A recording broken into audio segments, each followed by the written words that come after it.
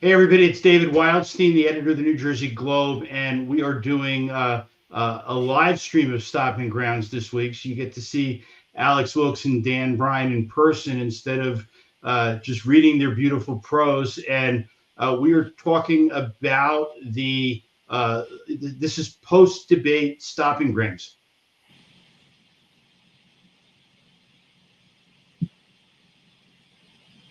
Um, You good? so let's just kick right in. What I want to do is go through with each of you.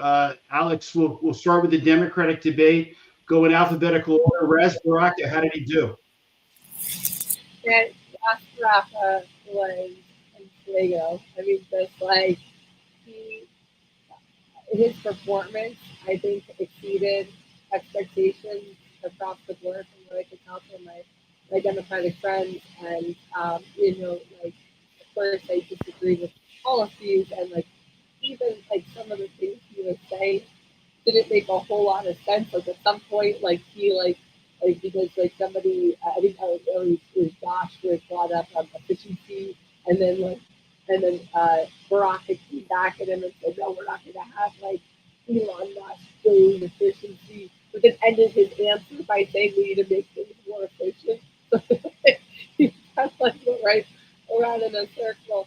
But it was his delivery, and it is the fact that he looked like he was having the most amount of fun on that stage. So we thought that basically with just being really for a second.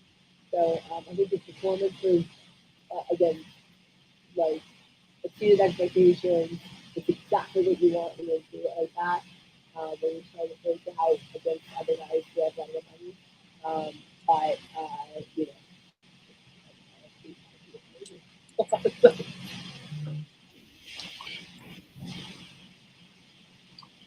Dan, how did Baraka do in your view? I think Alex nailed something there. He won on style. He was someone said it to me. He was fun Roz Sunday night, and he really was. He was confident. He was funny. He was he delivered his lines great, and it didn't feel rehearsed. Right? He felt prepared but not rehearsed, and I thought that was a really good combination. Some of his answers, he certainly wasn't afraid to be on the left of the left spectrum, right? So I think if he is the nominee, some of that will come back to him.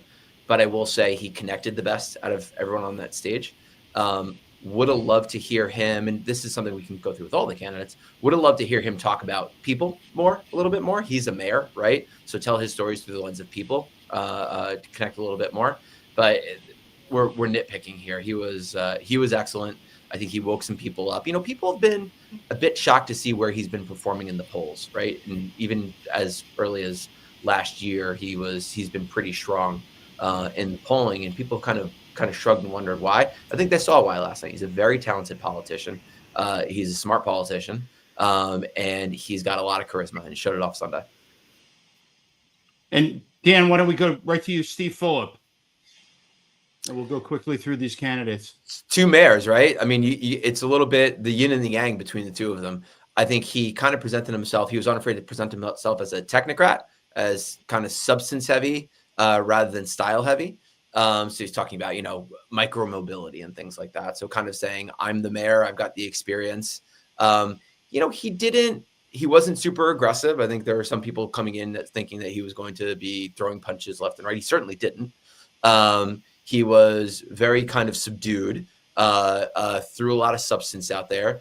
And I think in your breakdown, David, did we lose David? I think in your breakdown, David, he talked about middle of the pack. And I think that felt about right. So pretty good. I think, was expecting a bit more fire out of him. We didn't see that. We really didn't see that out of anyone on the Democratic side.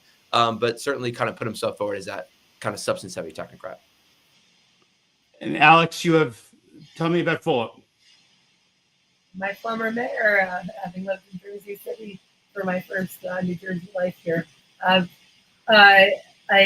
just referring to my notes from Sunday night, and this feels mean to say, but I 20 minutes in, I forgot he was there, No, it's hard with 6 candidates. That's tough. You're in a tough position trying to break through. But I agree with Dan that he was much more subdued than I thought he was going to be. Particularly for someone who is like so active on social media, like a Mr. Online, like, going to go out there and go after people and write these like screeds and threads about what he believes. So I thought that was interesting. Certainly he, I think, tried to, really kind of make a headline with that ICE story he told about his father's building. But from my perspective as a Republican, I'm like, so you're telling me the system worked, that like federal, that like ICE went in, found no violations of immigration law and left without incident. So it's kind of like anticlimactic from that perspective. But like I said, again, it was hard to break through with the 6 candidates there. I do agree with Dan though. And this is like where I'll just state this generally, because especially as we, kind of juxtapose with the Republicans, it is really hard in terms of the chicken or an egg concept. When Republicans have been out of power for so long in so many big places, we lose the executive experience that Republicans around the country are famous for.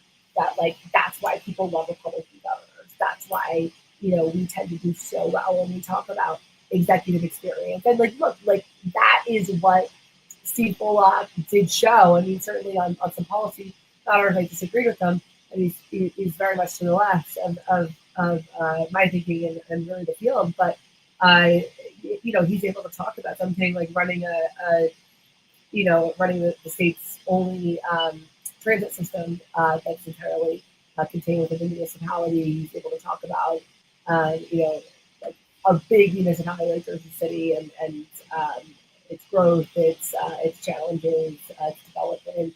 And again, compared to Ross Baraka, who also had that opportunity and didn't take it, he was much better at articulating that.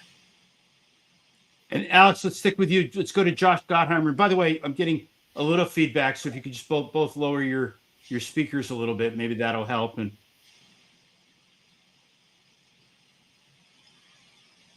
okay, so Josh, and I remember my congressman.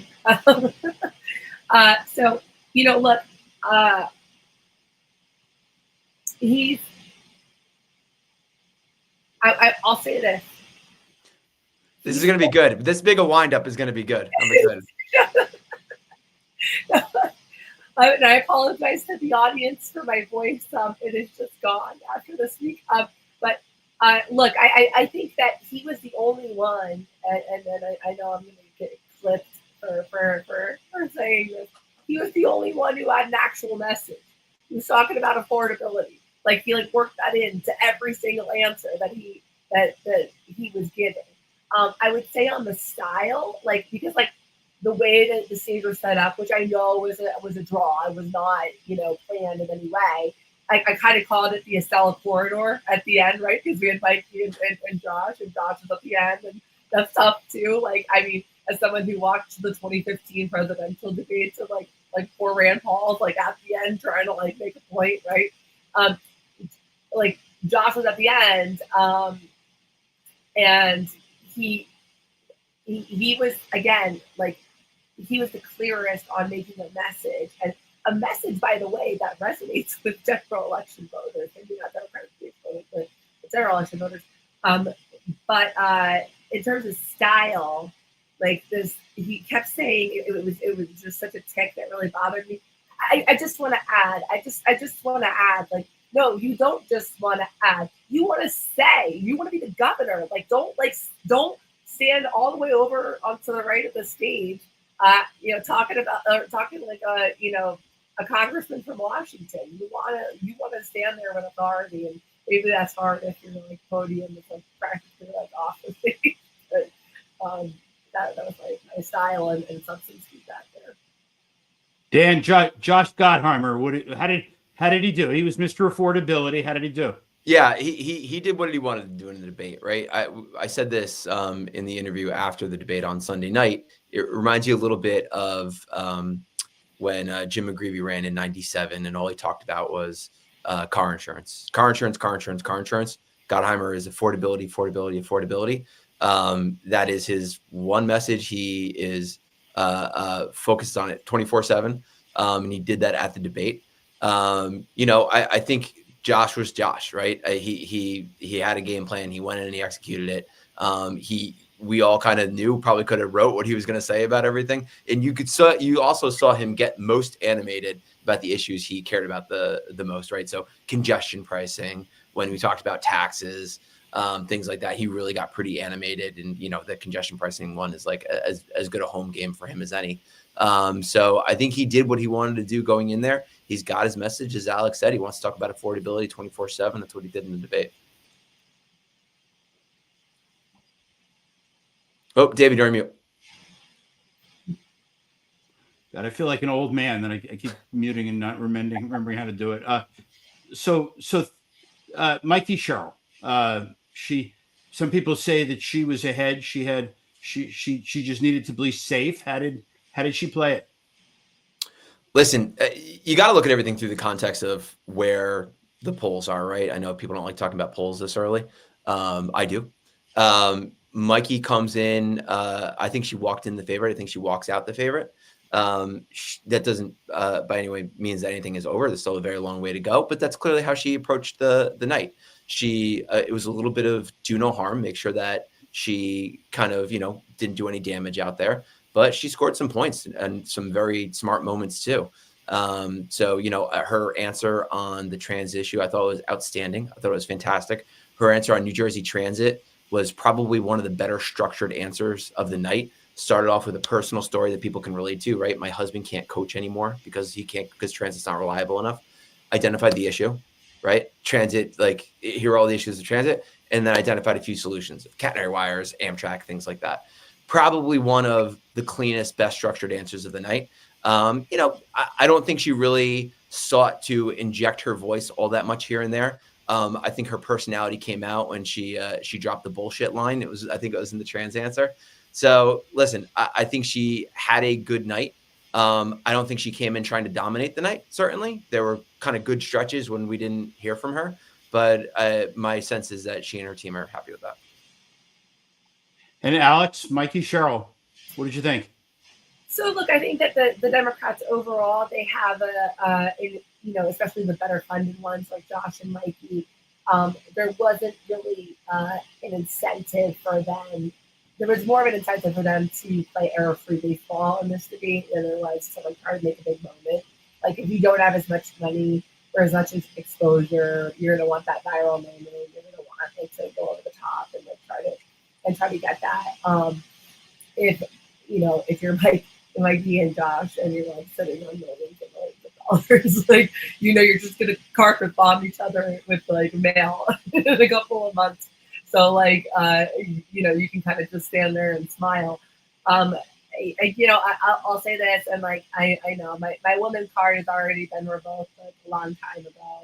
Dan took it, his forebearers. But what I thought about her was Amazon Alexa.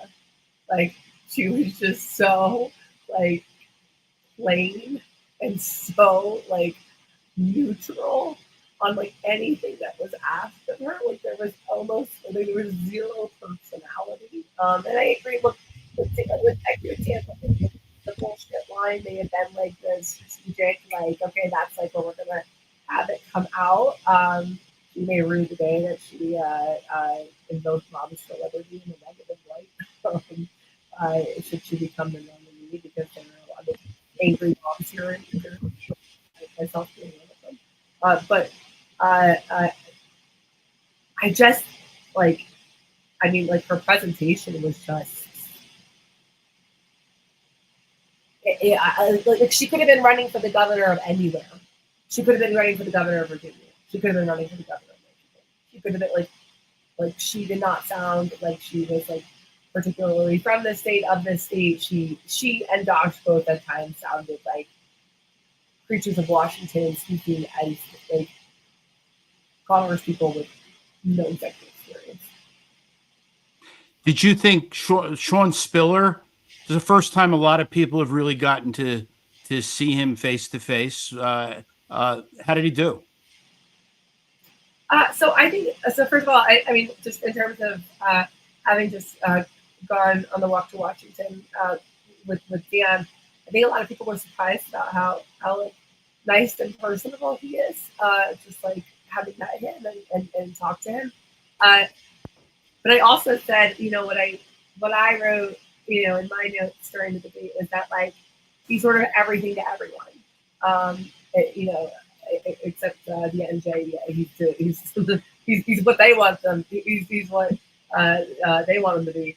But like, it kind of felt like every answer was like one of those things where he was like, yeah, like I agree with that. Yeah, I'm for that. I agree with that. And it reminded me of Primary Colors, where so the guy comes back at him and says like, what exactly are you against? was sort of the style that I got from him. So he just like was like very neutral and just like, yeah, that sounds great. Like, Dan, was this a breakout moment for Sean Spiller? Here's what I'll say. I'll rephrase it slightly. I think he showed he belonged on the stage, right? I think he had a good night, showed he belonged. I thought it was interesting, David, that he leaned into two things up on the stage. One, when people were talking about immigration, obviously one of the hottest topics of the day nationally, he went out and said, I'm an immigrant, right? I think he's from Jamaica, talked about being an immigrant, things like that. I thought that was really interesting, right? So not shying away from it, leaning into it. And two, the teacher thing, right? Obviously, he's the president of the teachers union that can be divisive. And, he did not lean away from it. He leaned into it. He said, this is how teachers have their voices heard. Working people have their voices heard. We come together, we pool our money, and we ensure that we make an impact. So I thought that was really interesting. Certainly performed, I would say, very solidly, and showed a lot of, I think there were people out there that didn't think he could perform at this level. I think those people now understand that he belongs on that stage. I think he had a solid night. And Dan, Steve Sweeney, you know him very well. This is his comeback attempt. How did he come across? Listen, I think it is very clear that, he is the guy up there that spent, I don't know, you tell me, David, 12 years in the State House, something like that, right? He knows the ins and outs. A few times he said, no, it doesn't work like that. It works this way. Took credit for a lot of things that he did collaboratively with Governor Murphy. So a guy that has a pretty centrist moderate streak because of the agenda that the governor put forward in 2017 and enacted in 18 and 19, the kind of fairness agenda of minimum wage, paid sick, paid family, all those things, equal pay for equal work. He can now say, I've got all of these moderate kind of centrist credentials. I want to lower taxes. I want to do all these things. But on the other hand, I've got this progressive agenda that he worked together with Governor Murphy on. So listen, I think he had a good night. He probably sounded, he is the guy that probably had to prepare the least going into that, right? I don't even want to know what his debate book looked like. He probably didn't even pick it up because he knows this stuff inside and out. No one could argue the fact that he knows these issues inside and out. So it really felt like he kind of showed up and just talked about everything he knew, talked about his experience. I think he, again, strong night. I think he sounded confident. I think he sounded experienced. And whether or not he can pull that trick off, right? He clearly has the credentials of, I want to cut taxes. I want to control spending, all the things that he's been talking about his entire career under both Governor Christie and Governor Murphy, and sometimes the butting heads with both of them. Can he really sell progressives and others, even the Democratic base, right, on, well, also all these other things, that was me too. I deserve credit for that. I think that's really going to be the trick for him. I think he walked that line nicely Sunday night. And listen, he had a good night. I know I'm going to sound like such a homer, right? Because we've just gone down the line. I'm saying everyone had a good night, but they genuinely did. I mean, you couldn't pick a stinker out of the bunch. And I think all of them can pick a few things out of their performance that they're happy with. Alex, you also have followed Steve Sweeney for a number of years. What did you think? Well, first of all, I thought he had the best opening statement out of any of the candidates. It was authentic, poignant, people with the story about his daughter. It just, everyone else's at that, I forget what order he had gone. He was not was not first and he was not last, but he was like kind of in the middle of like, so like we're listening to like the first couple of minutes, like you can, like that. And like, he really,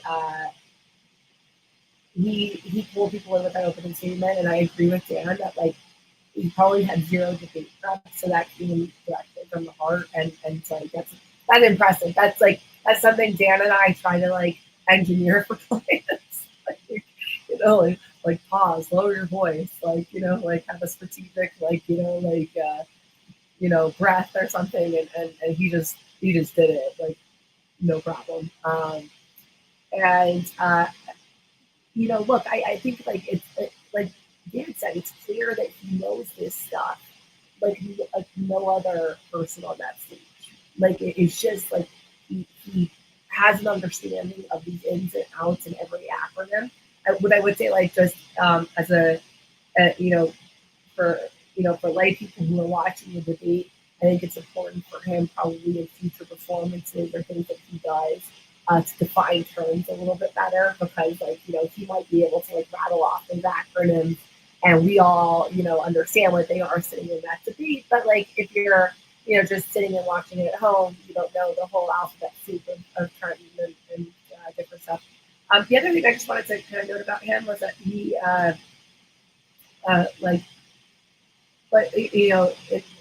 I'm always, as a Republican, I'm always drawn to executive experience. That's like my big sell on anybody. And it wasn't just the fact that he was a Senate leader that came through. It was the fact that he was someone who also ran a county government that also came through in his answers. So unsurprisingly, I probably agreed, policy-wise with him and Josh out of anyone on the stage. But he definitely he really had a commendable opening statement that was very, very endearing. So real quick, Alex, and I'll go to Dan. Was there a winner? Was there any single winner of this debate on the Democratic side? I think you got to give it to Ross. Because Mikey and Josh don't need the breakout moment. Like they don't need the viral moment right now. They can make that, create it in a studio, like blast it out on broadcast, digital, mail, everything. Okay, Ross Peralta doesn't have the funds for that. But what he does have is he has the passion, and that came through. And if his team is smart, they're gonna chop up those clips and they're gonna put whatever they can behind them. Dan, you have a winner? But you're on mute. I only muted Alex is with two old. So it's your fault. Alex is with two old men here. Yeah. I'm getting there slowly but surely. It was the Ross Baraka night, right? It really was. It was this breakout moment. This is a guy who has run the biggest city in the state for the last 2014, so over a decade now, right? But he's never really had this moment to speak to the statewide audience, especially in a manner like this where he can really be himself. So no matter what happens in this election onward, this was Roz's kind of breakout moment. He was fun. He was natural. He was the most memorable. But listen, I agree with Alex. There isn't a candidate up there that didn't have material that they could have clipped and put out there. And when you view all of this through the lens of, by the way, not only where people are in the polls and what they needed to do in the night, but also through the lens of, how would it apply to the general election? So if we look at it through that lens, I think it's a totally different night. In terms of pure performance and enjoyment, it's Roz's night. Now you're on mute again, David. We're going to go back and forth with this all night. We're going to do this all night. Yeah. So let's talk about the Republicans. Right. That was a different kind of debate. Tell you what, Alex.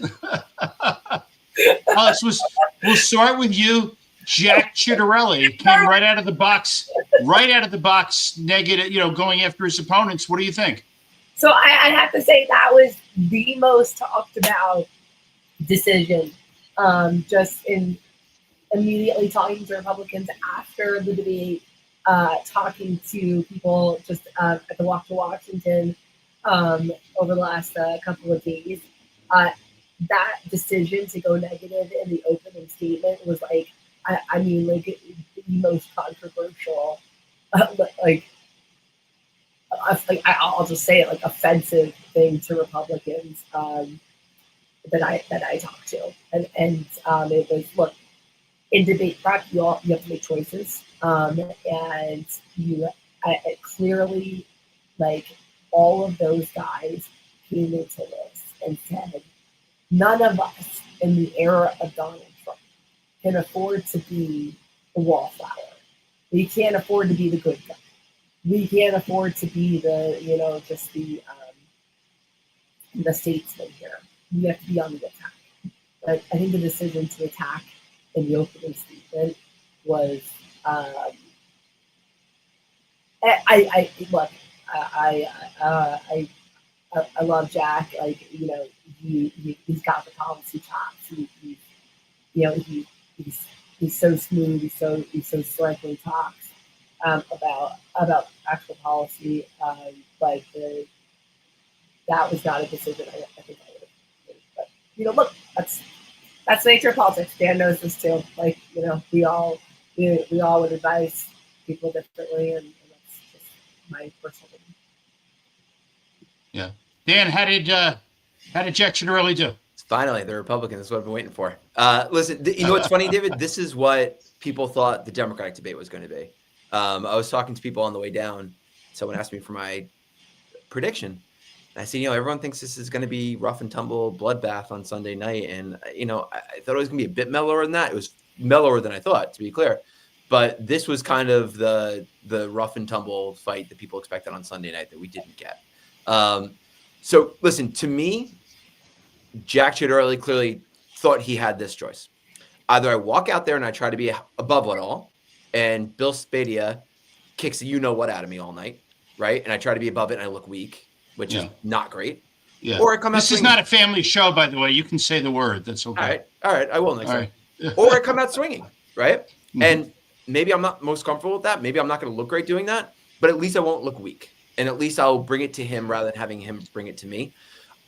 I'm not sure that was the wrong decision, right? Given what Bill Spadea was going to do that night. The problem for Ciattarelli is this: it's not who he is. And you could tell it's not who he is. He didn't look comfortable all night. He looked rattled. It felt to me like Spadea was in his head. He got some good lines off, right? And Spadea could make fun of the Bill Facts, whatever the hell that website was, all night long. But it was smart. Don't take it from me. Don't let him refute it. I'm putting the evidence online, right? Because everything he would have said, Spadea would have just said, that's not true. Oh, this isn't true. I never did that, which he did a few times. Instead, Ciattarelli came back and said, watch the video online. Spadea is very comfortable in a fight, very comfortable lying, zero morality. So how do you debate a guy like that? I think Jack Ciattarelli did it. The problem was he didn't look confident doing it, right? He looked rattled. He just looked uncomfortable. You compare him to the Jack Ciattarelli that debated Phil Murphy in 21 when they had those two really good debates. Go back and watch those debates. There were two really good debates with people two guys bringing their A games. He was a gentleman. He just felt kind of like your friend's dad down the road who's a no-nonsense guy, right? He didn't feel like the guy that we saw Tuesday night who's going to be out there throwing punches left and right. So I don't know if he could have done anything differently given what he was going to have with Spadea right next to him, throwing, rockets at him all night. But I would say if I were his team, even if it was the right strategic decision, they've got to figure out for these next few debates how to have him more comfortable doing it, right? And I'll just say this one last thing. I know I'm going long here. In the age of Trump, there have been a lot of people trying to copy the Trump mannerisms and attacks. And, I don't care about, being nice to people. I'm just going to go full attack all the time. It has worked for exactly zero people other than Donald Trump, right? DeSantis tried to do it. All these Republicans tried to do it. It's not them. It works for Donald Trump because it's who Donald Trump is. And I don't say that as a compliment. Please understand that. But it's who he is. It is authentic to him, right? It is not authentic to these people. It's not authentic to Jack Ciattarelli. And it came across. Hang on, David. I do want to just say, because I really did get, I myself was so rattled by that opening statement that I spent my whole time on Jack talking about that. I did want to just go back to some of my other notes. I'm someone who has watched Jack, from 21 early on the trail, giving the stump speech, to, the stump speech now in 24 or 25. And like Dan said at the debate, his performance there was just so good. And it exceeded like everybody's expectations. And I think the Democrats were rightly rattled by it.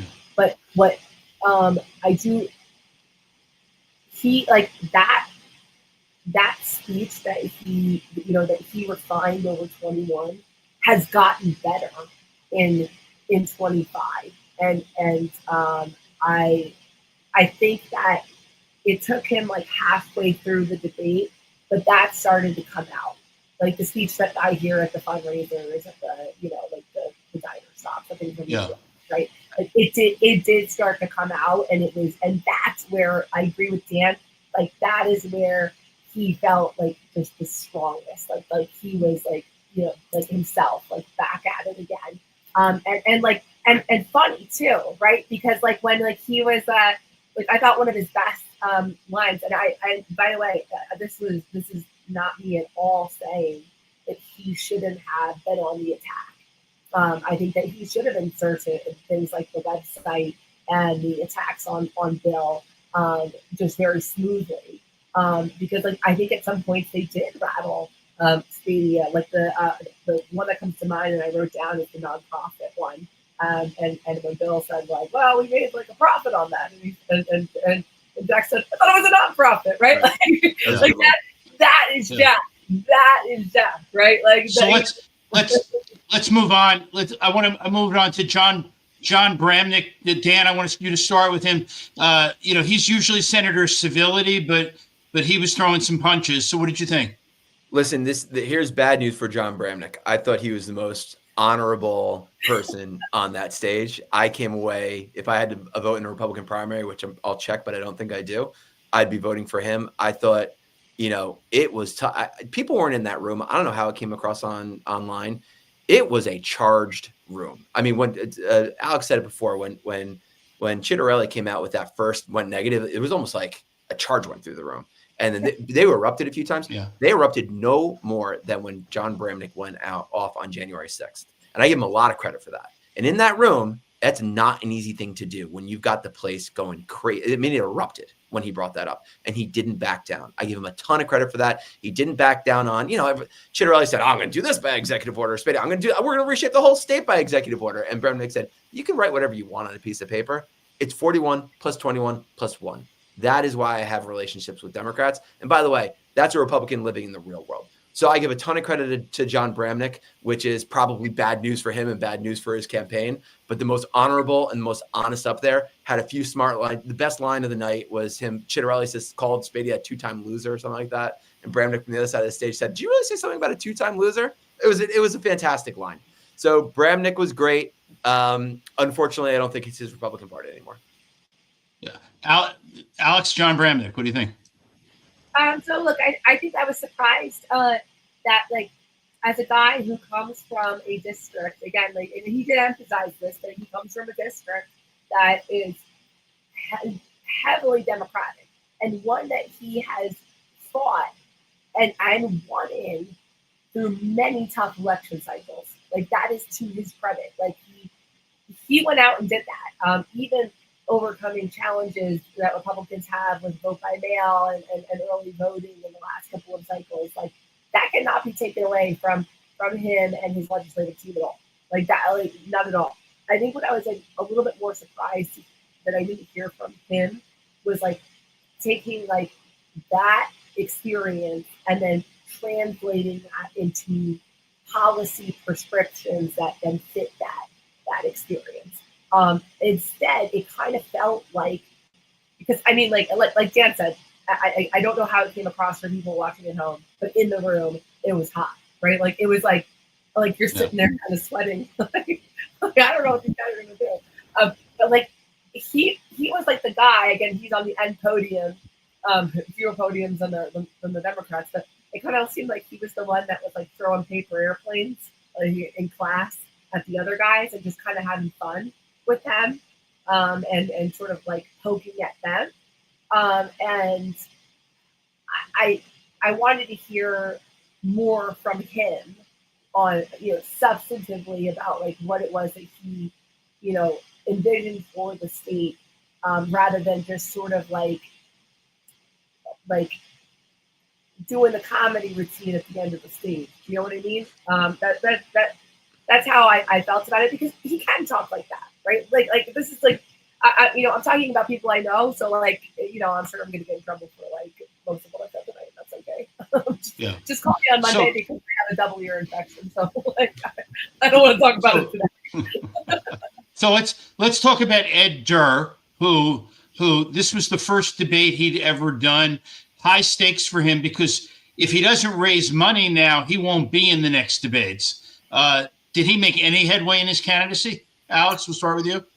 So look, I think that if you're the political class in New Jersey, the Republican, sort of ruling political class, like you were never going to be impressed by Ed Durr's performance. You were, not going to be in agreement with a lot of what he said. What I can tell you just anecdotally is that there were a lot of like grassroots type people who just like, I just overheard like people talking about this and saying like, wow, he really, he caught my attention on a couple of things. And like, again, in an era where we have surprise politics all the time, on this stuff, you don't want to discount that. So I think that like, for anyone who's just panning the performance and sort of like, thinking that like it was a wash. I think that there were conservatives who were paying attention and did like some of what he had to say, and that means that he accomplished what he needed to accomplish in that debate. You might not agree with it, but that was the name of the game there, and he did that. Dan, did this debate put Ed Durr into the race? Listen, the only question for Ed Durr is whether or not he's going to be able to run a professional race and raise money and build an operation.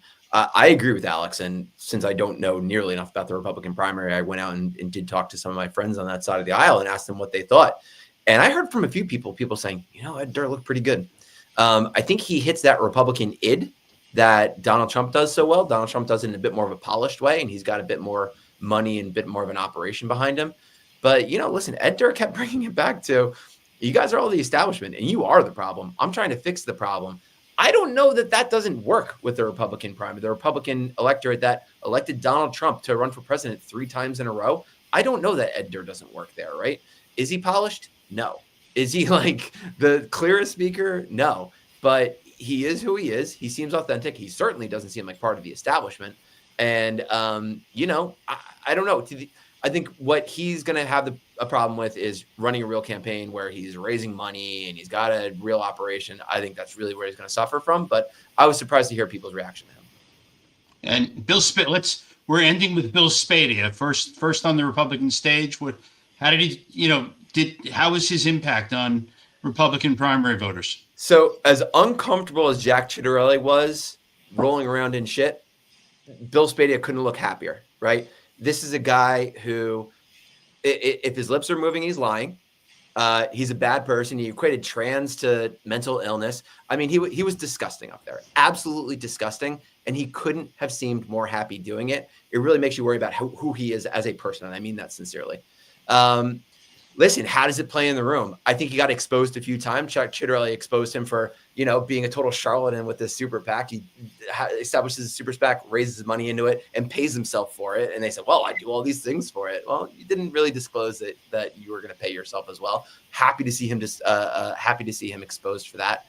So listen, I truly hope that this is not who New Jersey is, that Bill Spadea is a major nominee for governor. I think even if he just gets to that level, it's shame on all of us. I think I'm being fairly clear about my Spadea things. Now, let me be emotions and personal opinions aside. He's smart. He's polished. He has no problems trying to thread a needle because he just plows right through it, right? He doesn't try to be consistent or anything like that. He's a good candidate. You see why he is as strong as he is in the polls. Again, he's another guy. People didn't take him seriously when he announced.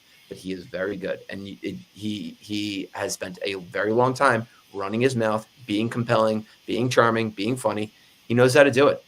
So I certainly don't sell him short, but for the sake of our state, I certainly hope he's not the nominee. Alex, let's hear you on Ed Durr. You mean Bill Spadea?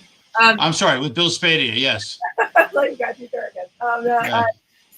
Look, this is a guy who has primarily, been known to New Jerseyans over the last 10, 15 years as an entertainer, as someone who, speaks on the radio, speaks on television.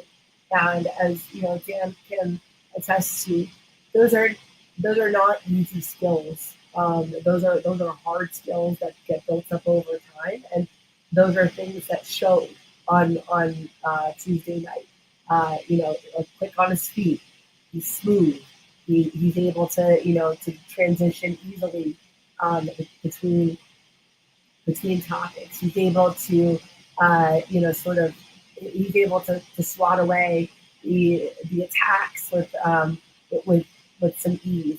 Like you're saying, like, oh, Jack, say the website again. Jack, why don't you give the website again, right? Like that did show a strength. It showed a confidence that you have if you've just been talking live, to people for hours every single day for years of your life.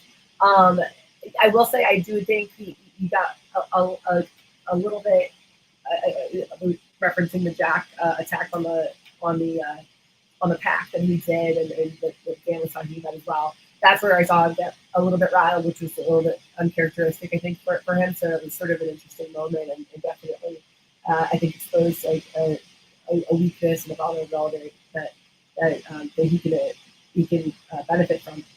I think to the extent, though, that like, and again, this is a guy with a following.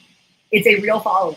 This is not like a fake, sort of like AstroTurf thing where we're like, oh, he just has like, a couple of fans on Twitter. Like, no, this guy's got like real people who show up and think that he's fantastic and think that he's their guy.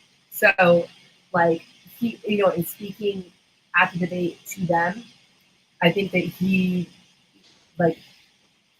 charmed them as much as he charmed them in person at these different appearances, and was impressive to them at the debate.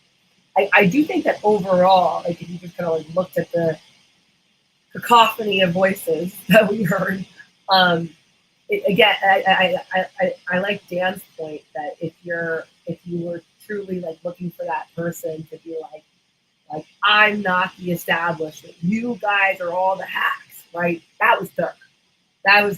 And it will be interesting to see if Durr starts to pick up, which again, I heard real people who like Bill Spadea talking like they like Ed Durr, okay?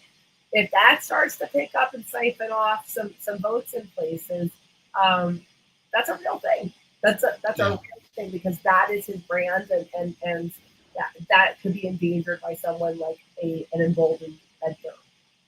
So let's close with this. I mean, I asked you on the Democratic side, Alex, was there a winner of the Republican debate, like clear winner? I can't say that there was, because again, I think that people really walked out of there, feeling dismayed.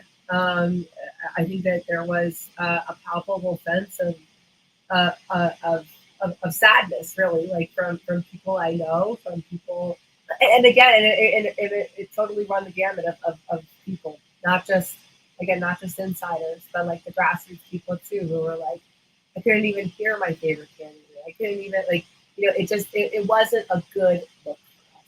It just wasn't.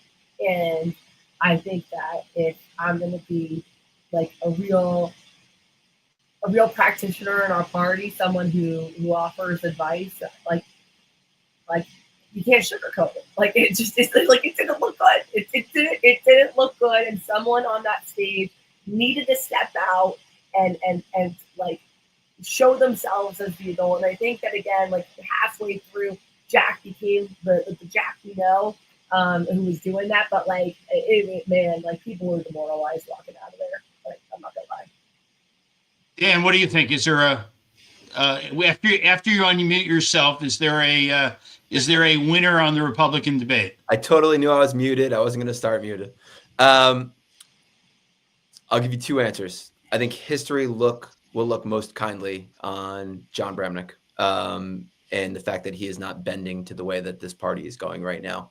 And I give him a lot of credit for being brave in that room. As far as this campaign is concerned, listen, I agree with Alex. I think it was just disgraceful top to bottom. I think everyone looked really bad. Maybe you've got a few clips that you can take from there. I'm not sure anyone came out looking great. You know, it was funny. My not to be like this whole thing of like, oh, what about the kids?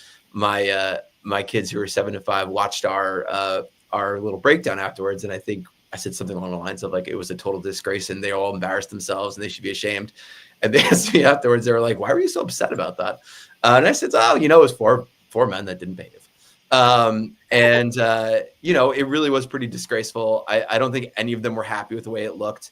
You know, all of these things, David, and you know this, all of these things are, what are you going to do with it now, right? Do you clip it? Do you put money behind it? You know, how do you drive what you're driving from? So we'll see what people do that. But walking out of that room, no one felt great. Well, I'll close with this. I think among the winners of the debate from both sides, Rider University, that put on a tremendous show there. On New Jersey, Laura Jones. I mean, they are as a streaming news local network, much needed, did terrific. And the two of you, Stomping Grounds. I mean, it is gaining viewers like gangbusters. It is just doing great. And I thank you both for being willing to do what might be the last legitimate opinion journalism in New Jersey. So I will say this. I'll sneak in before Alex does. It's not only an honor for you to seriously have us and allow us to, me especially, to run my mouth and blow some hot air. It's always fun to go back and forth with Alex. So it's an honor and it's a lot of fun. No, and I really thank you, David. Again, like you took a chance from a girl across the river who's a transplant to this state and doesn't have nearly the institutional knowledge that others do, but just someone who has feelings and instincts about this kind of stuff. And I'm so grateful that people listen and that you give us a platform. But also, I thank you, David, for stepping up in an environment where we have this dearth of media here in New Jersey and becoming, the institution, whether it's obituaries, whether it's making news on the campaign trail. Like, you have become the face of debates in this state. That someone who has truly been, has become a badly needed asset in a place where we don't have a lot. So I thank you for all the work that you've done. And Kevin and Joey, everyone. I echo all those. If I was a nicer person, I would have said that too, but I echo all that. Thanks for jumping on tonight. We'll keep doing Stomping Grounds every week, and have a great weekend, everybody. Thanks so much, David. Hey, good night.